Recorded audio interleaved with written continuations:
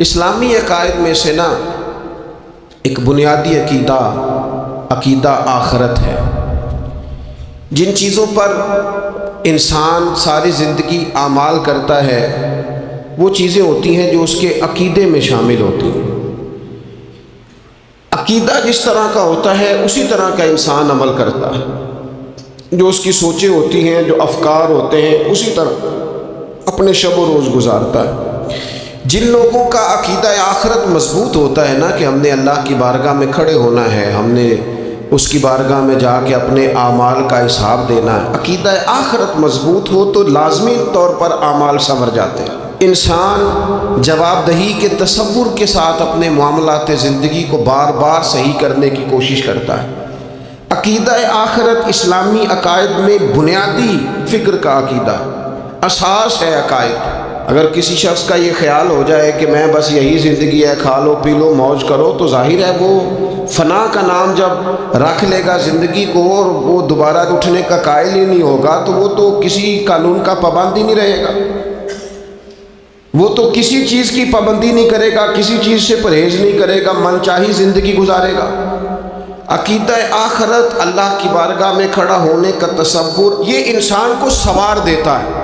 یہ ایک ایسا مراقبہ ہے جو تزکیہ نفس کر دیتا ہے، انسان کا باطن سنور جاتا ہے، اخلاقیات میں تبدیلی آتی ہے۔ پھر کوئی کیمرہ بھی نہ لگا ہو نا، کوئی بھی نہ دیکھ رہا ہو تو بندہ پھر بھی نیک ہو جاتا ہے، چونکہ اس کا خیال ہوتا ہے میرا رب مجھے دیکھ رہا ہے، صبح قیامت میں اپنے رب کی بارگاہ میں کھڑا کیا جاؤں۔ تو عقیدہ آخرت کی مضبوطی، اس تصور کا مضبوط ہونا امت مسلمہ کے لیے نہایت ہی ضروری ہے۔ آپ دیکھیے قرآن مجید فرقان حمید ہماری توجہ دلاتا ہے، اور سورۃ القیامہ کے اندر اللہ کریم نے ارشاد فرمایا ایحسب الانسان، کیا آدمی اس گھمنڈ میں ہے، کیا انسان کا یہ خیال ہے ان یترک سدی، کہ اسے آزاد چھوڑ دیا جائے گا، اس سے پوچھا نہیں جائے گا؟ کیا انسان یہ سمجھتا ہے اس سے کوئی سوال؟ ایحسب الانسان، کیا انسان اس گمان میں ہے، اس گھمنڈ میں ہے ان یترک سدی، کہ اسے آزاد چھوڑ دیا جائے گا، کوئی پوچھنے والا نہیں ہوگا؟ اسے آزاد نہیں چھوڑا جائے گا، اس پر پابندیاں ہیں، اس پر کچھ قیود ہیں، اسے کچھ حدود بتائی گئی ہیں، اسے ایک دائرہ کار دیا گیا ہے، اسے بتایا گیا ہے کہ یہ حلال ہے، یہ حرام ہے، یہ تیرے لیے جائز ہے، یہ تیرے لیے جائز نہیں ہے۔ اس چیز کی حد تک تو آگے بڑھ سکتا ہے، یہاں سے اس لائن کو تو کراس نہیں کر سکتا، اس پر پابندیاں ہیں، ان پابندیوں کے بیچ رہ کے وہ زندگی گزارے گا۔ اور یہ بھی یاد رکھے، یہ آیت ایک دوسرا معنی یہ دیتی ہے کہ یہ مت سمجھے کہ صبح قیامت اسے چھوڑ دیا جائے، اس سے پوچھا جائے گا، اس سے سوال کیا جائے گا۔ اللہ کی بارگاہ میں جب یہ کھڑا ہوگا تو اسے اپنے اعمال کا حساب دینا ہو۔ لازمی طور پر ایک عدالت صبح قیامت لگے گی، جس عدالت میں مجرم پیش ہوں گے، انہیں اپنے جرموں کا حساب دینا ہے، ظالموں کو کھڑا کیا جائے گا، ان سے ان کے ظلم کے بارے میں باز پرس ہو۔ تو لازمی طور پر عقیدہ آخرت کی مضبوطی انسان کو مضبوط کرتی، اس کے اعمال پر پیرے بیٹھ جاتے ہیں، وہ پھونک پھونک کر قدم رکھتا ہے، سوچ کر جملے بولتا ہے، وہ کوئی بھی معاملہ کرتا ہے تو اس میں اس کا خیال ہوتا ہے کہ میں نے دنیا سے چلے جانا ہے، میرے پاس پتہ نہیں کتنا وقت بچا ہے، لہٰذا مجھے آخرت میں پیش ہونا ہے اپنے معاملات کی آسانی کے لیے، وہاں کی آسانی کے لیے میں یہاں تھوڑا سوچ سمجھ کے چلوں۔ رب فرماتا ہے تجھے ایسے ہی آزاد نہیں چھوڑا جائے گا، آزاد پنچھیوں جیسی زندگی نہ گزار، صبح قیامت کے معاملات کو پیش نظر رکھ، اس پر غور کر۔ یہ تصور گھر کے باہر بھی پورا مضبوط ہونا چاہیے اور گھر کے اندر بھی پورا مضبوط ہونا چاہیے۔ انسان اپنے مالک سے ڈرے اور قیامت کے دن اس کی بارگاہ میں حاضری کا یقین رکھے، اور وہ یاد رکھے کہ یہاں جو کچھ وہ دیکھے نا، بچوں کو استاد پڑھاتا ہے، محنت کراتا ہے، اگر بچے نہیں پڑھتے تو ڈانٹتا بھی ہے، سمجھاتا بھی ہے، قائل بھی کرتا ہے، اور جب وہ آخری بات کرتا ہے تو پھر وہ پتہ کیا کہتا ہے؟ چلو ٹھیک ہے، اگر نہ پڑھو گے تو امتحان تو آنا ہی ہے نا، رزلٹ تو آنا ہے، پیپر میں بیٹھو گے نہیں آئے گا، فیل ہو جاؤ گے۔ یہ لاسٹ پر یہ بات ضرور ہوتی ہے کہ امتحان دینے کا تصور اور امتحانی سینٹر میں جانے کا خیال طالب علم کو مجبور کرتا ہے کہ میں اسباق تیار کروں، میں بار بار اس پر غور کروں، میں کتاب کو سمجھوں، میں اس کو حل کروں چیزوں کو، تاکہ جب میں مرکز میں جاؤں پرچہ دینے کے لیے امتحانی سینٹر میں تو پھر مجھے پریشانی کوئی نہ ہو۔ بس سمجھانے کے لیے بات عرض ہے کہ یہاں لوگوں کو بتایا جاتا ہے، قائل کیا جاتا ہے یہ حلال ہے، یہ حرام ہے، یہ تیرے لیے ٹھیک نہیں ہے، یہ تیری حدود ہیں، یہ تیرے قیود ہیں، یہ تیرا دائرہ کار ہے۔ لیکن اگر پھر بھی کوئی بندہ باز نہ آئے، پھر بھی کوئی شخص باز نہ آئے، تو پھر اس کو کہا جائے گا صبح قیامت اللہ خود حساب لے لے گا، پھر تجھے مالک اپنے سامنے کھڑا کرے گا۔ ثم لتسألن یومئذ عن النعیم، پھر وہ تجھ سے ایک ایک نعمت کے بارے میں سوال کر لے گا، پھر تجھے جواب دینا ہوگا۔ تو اس تصور کو اپنی زندگی میں لاگو کریں کہ ہم نے مرنا ہے، اللہ کی بارگاہ میں جان، اس تصور کو پوری طور پر طاری کریں اپنے ذہنوں میں۔ یہ جو رسمی سی بات ہے نا، پتہ نہیں کب چلے جانا ہے، جو جانے والے ہوتے ہیں ان کی کوئی تیاری بھی ہوتی ہے، جن کو پتہ ہوتا ہے نا وہ رمضان المبارک میں نا کئی دفعہ ایسا ہوتا ہے کہ ٹکٹیں نہیں مل رہی ہوتی ہیں اور عمرے کے ویزے لگ چکے ہوتے ہیں، تو ایجنٹ کہہ دیتے ہیں جانے والوں کو کہ تیاری رکھنا، کسی وقت بھی میرا فون آ جائے گا۔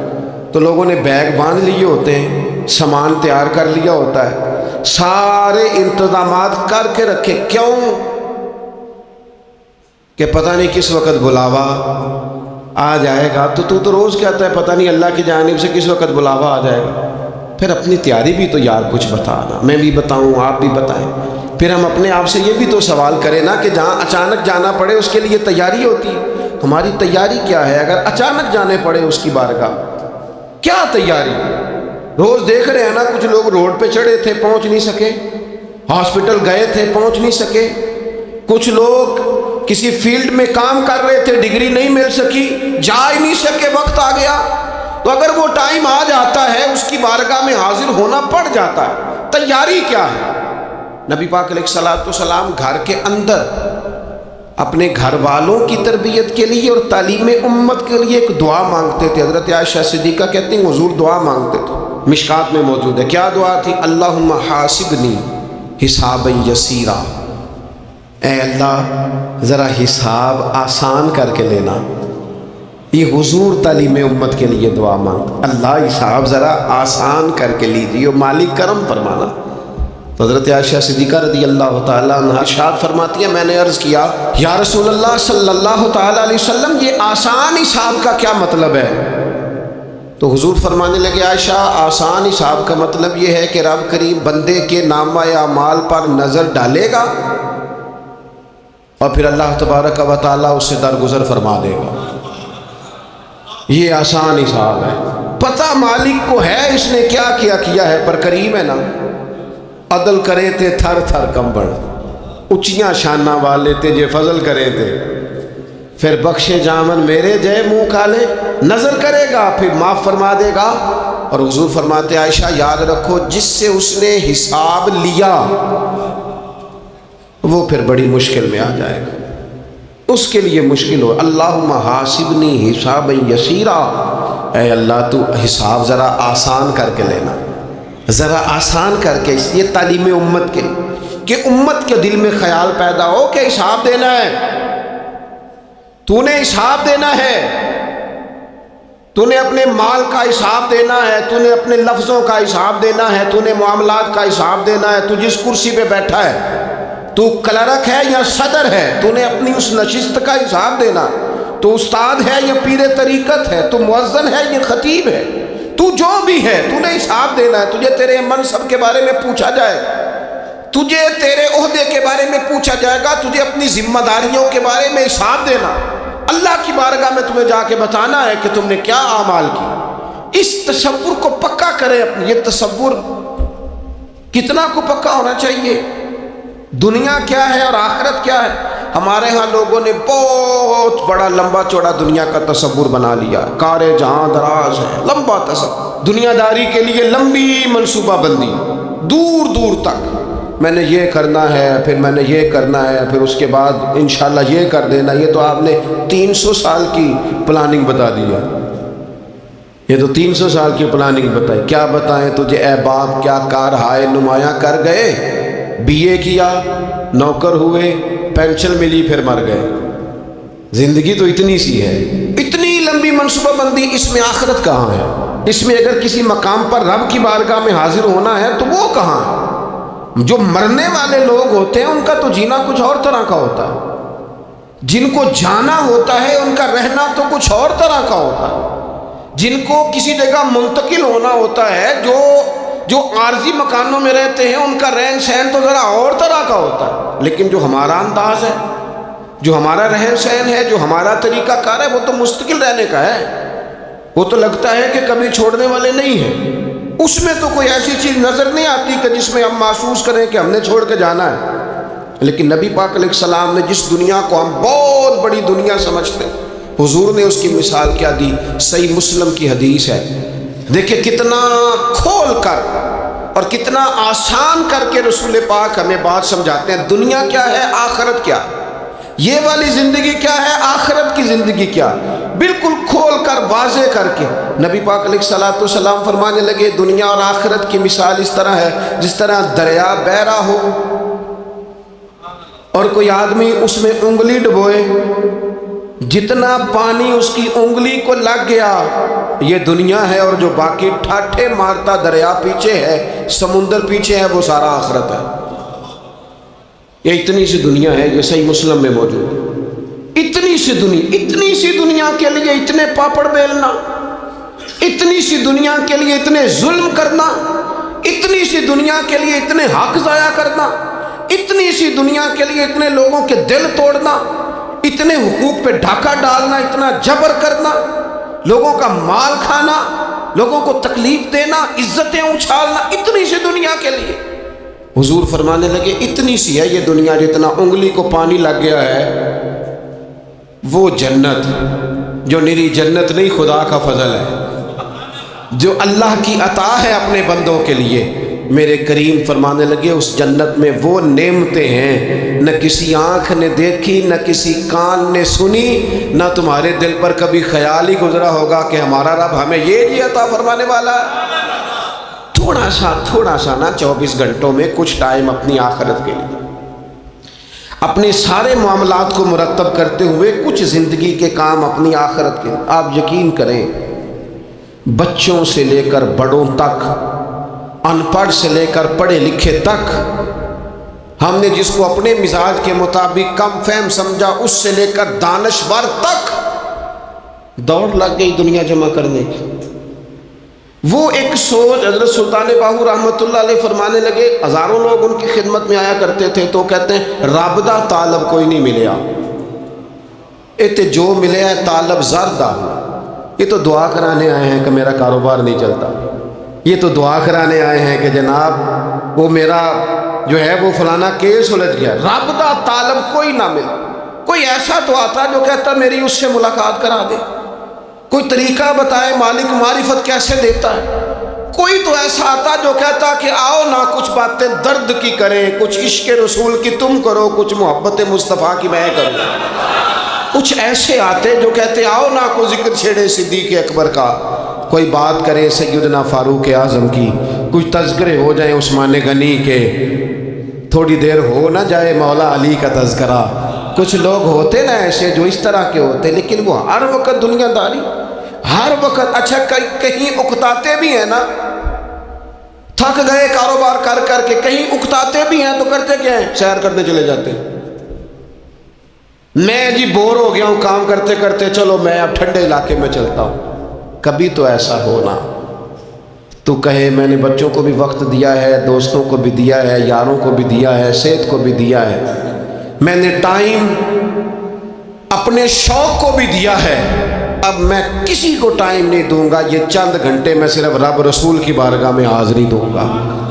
تو ذرا جم کے قرآن پاک پڑھے, تو ذرا ذوق سے درود پاک پڑھے, تو ذرا شوق سے میرے محبوب کی نعت سنے, تو سارا زمانہ بھول جائے اور تو رج رج کے دعا مانگے, اپنے رب کی بارگاہ میں اپنی پریشانیاں عرض کرے, اپنے اندر کی کیفیت بیان کرے. دل جو سخت ہو گیا ہے, ذہن جو سخت ہو گیا ہے, جو طبیعت میں وہ نورانیت نہیں آ رہی, اس کی تو بات کرے. تو اپنے رب کی بارگاہ میں معافی کا سوال کرے، تو اس سے قیامت کے دن درگزر کرنے کے لیے عرض کرے، کچھ تو ایسا ٹائم نکلے۔ لیکن دوستو ہم تو بالکل الجھتے ہی جا رہے ہیں۔ وہ معاملات زندگی ہیں کہ ختم ہی نہیں ہو رہے، شوق ہے کہ ختم ہی نہیں ہو رہے، باتیں ہیں کہ بڑھتی چلی جا رہی۔ دور گزر گیا جب لوگ کہتے تھے کہ کوئی درود پاک بتائیں جس سے سرکار راضی ہو۔ ایک کی مسئلہ ہے، کام نہیں چلتا۔ ایک صاحب آئے، کام نہیں چلتا، میں نے کہا سورہ واقعہ پڑھا کریں، کہتے ہیں حضرت میں بڑی دیر سے پڑھ رہا ہوں۔ میں نے کہا چلے کچھ صدقات دے کے دیکھ لیں، کہنے لگے بڑی دیر سے دے رہا ہوں۔ میں نے انہیں ایک اور وظیفہ بتایا، کہنے لگے یہ بھی مجھے کسی نے بتایا تھا، بڑی دیر سے کر رہا ہوں۔ تو میں نے انہیں کہا پھر میری ایک ناقص رائے یہ ہے کہ سارا کچھ کرنے کے بعد اگر ابھی تک پھر بھی آپ سمجھ رہے ہیں نا آپ کی مرضی کے مطابق آپ پر دروازے نہیں کھول رہے، پھر آپ صبر کریں، جو میرا رب چاہتا ہے اس پہ راضی رہ کے دیکھیں، پھر ذرا راضی رہ کے دیکھیں، پھر دیکھیں کہ مالک کا فیصلہ کیا ہے۔ وہ آپ کے حق میں کوئی رحمت والا فیصلہ ہی فرمائے گا، پھر ذرا انتظار کر کے دیکھیں، پھر ذرا صبر کر کے دیکھیں۔ پھر وہ کہتا وَبَشِّرِ الصَّابِرِينَ، محبوب یہ جنہوں نے صبر کیا ہے انہیں میری رحمت کی خوشخبری سنا دو۔ پھر وہ کہتا ہے باقیوں کے پاس مال ہوگا، دولت ہوگی، اقتدار ہوگا، بڑا کچھ ہوگا، اِنَّ اللَّهَ مَعَ الصَّابِرِينَ، صبر کرنے والوں کے ساتھ رب کریم ہوگا۔ پھر ذرا ٹھہر ہی جائیں، پھر تھوڑا حوصلہ ہی کر لیں، پھر اس کے فیصلے کا ذرا انتظار کر کے دیکھیں۔ ہم نہ من چاہی زندگی کے پیچھے پریشان ہیں اپنی آخرت کے، اور آخرت کرتی کیا ہے؟ جب آپ کا آخرت پر یقین پکا ہو جاتا ہے نا، پھر لازمی طور پر انسان کے اعمال سنورتا ہے۔ آپ یقین کریں سنورتے ہیں، 100% سنورتے ہیں۔ آپ آخرت پر جتنا یقین، حضرت عمر کا آخرت پر یقین پکا تھا نا، دنیا میں مکان ہی کوئی نہیں بنایا، پکا تھا۔ سیدنا مولا علی شیر خدا امیر المومنین بھی ہو گئے تو طامت پھر بھی پھٹی ہوئی تھی، پکا یقین تھا نا کہ اللہ نے ہمارے لیے آگے بڑی نعمتیں تیار کی ہوئی ہیں۔ حضور نے آ کے فرمایا تھا نا کہ عمر میں تیرا گھر دیکھ آیا ہوں جنت میں، یقین پکا تھا نا بڑا کچھ ملنے والا ہے۔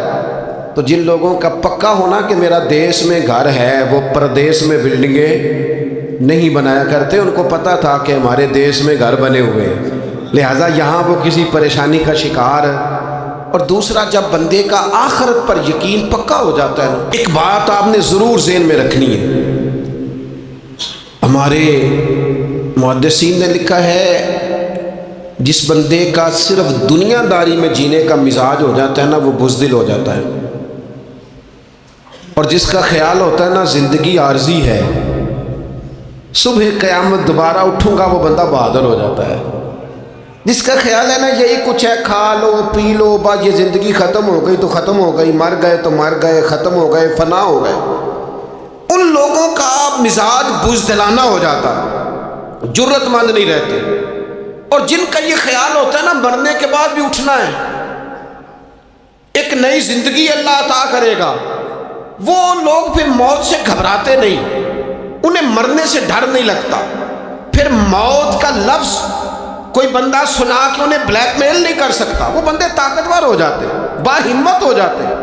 حضرت جابر بن عبداللہ فرماتے ہیں، بخاری میں حدیث ہے، فرماتے ہیں ایک احد والے دن نا ایک صحابی کھجور کھا رہے تھے، تو کھجور کھاتے کھاتے انہوں نے نبی پاک صلی اللہ تعالیٰ علیہ وسلم کی خدمت میں عرض کی، حضور اگر میں آج شہید ہو جاؤں تو کہاں جاؤں گا؟ تو محبوب فرمانے لگے میرا رب اپنے فضل سے تجھے جنت عطا کرے گا۔ حضرت جابر بن عبداللہ رضی اللہ تعالیٰ عنہ فرماتے ہیں اس بندے نے کیا کیا، اس نے نا کھجور جتنی کھا لی تھی کھا لی، باقی نکال دی منہ سے، تلوار لی، میدان میں گئے، شہید ہو گئے۔ سبق ہمیں کیا دیا؟ کہنے لگے جب مرتے ہی اللہ تعالیٰ جنت عطا کرے گا، پھر کھجور کھاتے کھاتے رہنے والی دیر بھی کیوں کرنی ہے؟ پھر چھوڑو، جنت میں جا کے اللہ کے دیے ہوئے انعام کھائیں گے۔ کھجور کھانے کی بھی دیر برداشت نہیں کی۔ یہ آخرت کا اجر، آخرت میں رب کی بارگاہ میں کھڑے ہونے کا تصور بندے کو طاقتور کر دے۔ وہ بزدل، اقبال کیا کہتے ہیں؟ اقبال کہتے ہیں موت کو سمجھے ہیں غافل اختتام زندگی، یہ ہے شام زندگی، پھر صبح دوام زندگی۔ اور حضرت بلے شاہ بھی بول پڑے، وہ کہنے لگے عرش فرشتے بانگا ملیاں مکے پہ گئے شور، بلے شاہ آسان نہیں مرنا، ایتے مر گیا ہی کوئی اور، یہ تو کسی اور۔ پھر ایک اور درویش بولے، وہ کہنے لگے وارث شاہ او کدو مر دے، وارث شاہ او کدوں مردے جنہ کیتیاں نیک کمائیاں نے، وہ تو اللہ کی بارگاہ میں انعام پاتے ہیں۔ ایک پل ہے موت، اس پل سے گزرتے ہیں، پھر رب کا فضل انہیں ملتا ہے۔ میں کئی دفعہ کہہ چکا ہوں، پھر کہتا ہوں، یہ جب بہت ٹینشن بن گئی نا، ڈپریشن بہت بڑھ گیا، کووڈ-19 کے دن تھے، کرونا کے، تو مجھے ایک سرکاری ادارے میں بلایا گیا جہاں اس عملے کو میں نے گفتگو کرنی تھی، اس عملے سے جو مریضوں کو دیکھ رہا تھا۔ کہنے لگے مجھے وہاں کے جو ہیڈ تھے، کہنے لگے پیر صاحب بڑا ڈپریشن بڑا ہے، لوگ ڈر رہے ہیں، وقتی طور پہ خوف بھی بڑا تھا۔ تو میں نے ایک صاحب سے وہاں کہا کہ اتنا خوف کس بات کا؟ کہنے لگے جی مجھے تو زیادہ ہجوم آ جائے تو میرا سانس نہیں نکلتا، تو قبر میں تو کھڑکی کوئی نہیں، تو تصور سوچ سوچ کے میں ڈرتا ہوں۔ تو میں نے کہا ڈاکٹر صاحب، ماں کے پیٹ میں جو رب آکسیجن دیتا ہے وہ قبر میں بھی دے گا۔ تو انہوں نے آپ کی طرح سبحان اللہ نہیں کی، کیونکہ وہ ڈاکٹر صاحب تھے نا، سیانے بندے کو سمجھانا بھی کافی سیانے بندے کا کام ہے، وہ زیادہ سیانے تھے، لیکن نا سوتے کو جگانا تو کام ہے، اور اگر جاگتے کو جگانا پڑ جائے تو بہت مشکل کام ہوتا ہے۔ وہ ڈاکٹر صاحب تھے، وہ کہنے لگے جی حضرت صاحب، وہ تو ماں سانس لیتی ہے تو وہ بچے کو جاتا ہے، وہ آکسیجن ماں کے سانس کی بنیاد پہ ملتی ہے، تو قبر میں وہ کیسے ہوگا؟ میں نے کہا چلیں ٹھیک ہے ڈاکٹر صاحب، آپ کی یہ دلیل بھی مان لیتے ہیں۔ وہ جو انڈے سے بچہ نکلتا ہے، وہ چاروں جانب کوئی سوراخ ہوتا ہے؟ ڈاکٹر صاحب نے قلم چھوڑ دیا، رکھ دیا۔ میں نے کہا چلو یہ بھی بتاؤ زندہ ہی نکلتا ہے؟ کہنے لگے بالکل۔ تو میں نے کہا سونا بھی نکلتا ہے؟ کہنے لگے بڑا ہی پیارا ہوتا ہے۔ میں نے کہا انشاءاللہ جب ہم قبروں سے نکلیں گے، مصطفیٰ کا صدقہ، یوم نحشر المتقین الی الرحمن وفدا، رب کہتا ہے تم جب نکلو گے نا قبروں سے، متقی مومن جب نکلیں گے تو رب کی بارگاہ میں مہمان بنا کر پیش کیے جائیں گے۔ اے رب دے پروڑے ہون گے قیامت میں، وہ مہمان بنا کر پیش کیے جائیں گے اللہ کی بارگاہ، مہمان بنا کر۔ دوستو، قبر صرف دوزخ کا گڑھا نہیں ہے، دوزخ کا گڑھا بھی، لیکن اس کے لیے جس نے دنیا میں رہ کے صرف دنیا کٹھی کی، آخرت کے لیے جمع کچھ نہیں کیا، اور جس نے یہاں رہ کے وہاں کے لیے کوشش کی، صبح سے شام تک ڈرا کہیں میرا رب ناراض نہ ہو جائے، کہیں حضور کی بتائی ہوئی حدیں معاذ اللہ مجھ سے کراس نہ ہو جائے، جس نے محتاج زندگی گزاری، اس کی قبر گڑھا نہیں، کھڈا نہیں، بلکہ حضور فرماتے ہیں روضۃ من ریاض الجنہ، اس کی قبر تو باغ ہے، باغ۔ ایک منٹ کے لیے صرف سوچنا، بندہ فوت اور سیدھا اسے باغ میں چھوڑا ہے کوئی، باغ ہے قبر، باغ، اور باغ بھی معمولی نہیں، معمولی کیاری نہیں، روضۃ من ریاض الجنہ، جنت کے باغوں میں سے باغ، اور باغ اتنا سونا ہے جس میں آنکھ کھلے گی تو پہلی زیارت ہی مدینے والے رسول کی نصیب ہو، تو خوف آتا ہے وہاں جاتے ہوئے۔ پہلے بھی میں نے کہا تھا، پھر کہتا ہوں، وہ مرحوم آسی نے کہا تھا آج پھولے نہ سمائیں گے کفن میں آسی، وہ قبر کی رات ہے ان سے ملاقات کی رات، آج تو ملاقات۔ تو یہ جو عقیدہ آخرت ہے یہ انسان کو بزدل نہیں کرتا، بہادر کر دیتا ہے۔ جو لوگ عقیدہ آخرت نہیں رکھتے بزدل ہو جاتے ہیں، اور لازمی طور پر بزدل ہو جاتے ہیں۔ اسی طرح یہ جو عقیدہ آخرت ہے یہ صبر و تحمل پیدا کرتا ہے انسانی زندگی میں، ٹھہراؤ پیدا کرتا ہے۔ انسان محسوس کرتا ہے کہ کل دنیا یہ نہیں، آگے بھی اللہ بڑا کچھ عطا فرمانے والا ہے۔ اس کے مزاج کے اندر تحمل، بردباری، سکون رہتا ہے۔ یعنی نہیں بھی اگر کسی مظلوم کو انصاف مل سکا دنیا میں تو وہ پھر بھی بے صبرا نہیں ہوتا، وہ ٹھہراؤ کا شکار ہے، اسے پتہ ہے قیامت کے دن بھی ایک عدالت لگے گی، اللہ کی بارگاہ میں جانا ہے۔ نبی پاک علیہ الصلوۃ والسلام نے فرمایا اگر سینگوں والی بکری نے بغیر سینگوں والی بکری کو تکلیف دی ہوگی تو قیامت کے دن اسے بھی بدلہ دینا پڑے گا۔ تو یہ تحمل پیدا کرتا ہے، انسان کو ایک حوصلہ ہوتا ہے کہ ساری عدالتیں یہاں نہیں، قیامت میں بھی لگنی۔ جب انسان عقیدہ آخرت رکھتا ہے نا تو پھر اس کے لیے نا رب کے رستے میں خیرات کرنا بڑا آسان ہو جاتا ہے۔ پھر نہ وہ محسوس کرتا ہے کہ میں نے سارا کچھ یہاں کے لیے جمع نہیں کرنا، کچھ میں نے وہاں کے لیے بھی جمع کرنا ہے۔ وہ پھر اپنی آخرت کے لیے کچھ نہ کچھ ایک بینک آخرت کا بھی بنا لیتا ہے۔